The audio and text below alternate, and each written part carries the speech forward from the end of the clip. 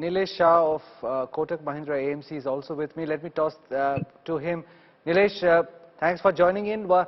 You know, I've been asking everybody this question, that this is a budget which on another day might have seen even a 1,000-point rally on the Sensex, but it ended up as a damn squib because of this Adani episode. Has it got to that point where even long-term investors are getting a little worried about the situation? Because local investors have held this market up over the last 1 year in the absence of FIIs. Could that begin to change if this issue worsens further? So then, as you know, in investments, there are multiple headwinds and crosswinds. Now, for example, I don't think so till 3:30 market realized that there is an opening in GIFT City, whereby if you invest via P-notes issued from GIFT City, there will be zero capital gains tax. I'm sure tomorrow FPIs will have a look at it, and once they realize that the returns could go up by 10 to 15%, maybe their views and opinion will change. Number two, today, excluding the tax benefits proposed in this budget, we have seen active foreign investors selling India to move into cheaper markets like China, Hong Kong, and that's why they are up in last 30-40 days. We were trading at a premium valuation, and hence, despite such a good budget, probably markets have corrected. But what is surprising to me is the numbers which I was looking today. Institutional investors, both local and foreign, were buyers. So it is not necessarily FPI selling. It might be speculative selling. Who knows? It could be, Nilesh, but there is no getting away from the fact that domestic sentiment has been hurt over the last few days because of this Adani episode. I don't know who was selling, but you cannot get away from the fact that such an important group has lost 30, 40, 50% of its market cap, and it has no impact on domestic sentiment at all. Surely you are not suggesting that. Undoubtedly, no.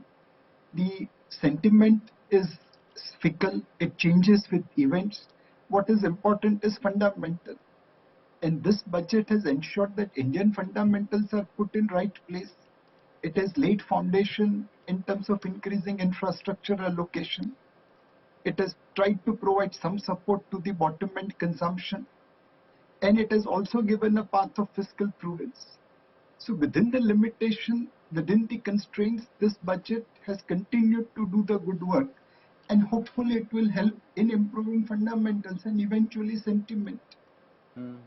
No, you know, it could have done even more, the budget. It's a good budget, but had she had more resources to play with, she could have done more on investment, more on capex, more even on stoking consumption, and maybe even bringing down the fiscal deficit. But the government is unable to do that because it's not getting money or enough money from asset monetization or disinvestments.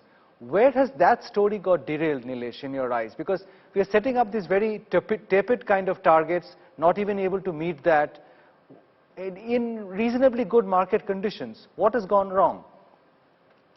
I think there are vested interests which are opposing asset monetization or divestment.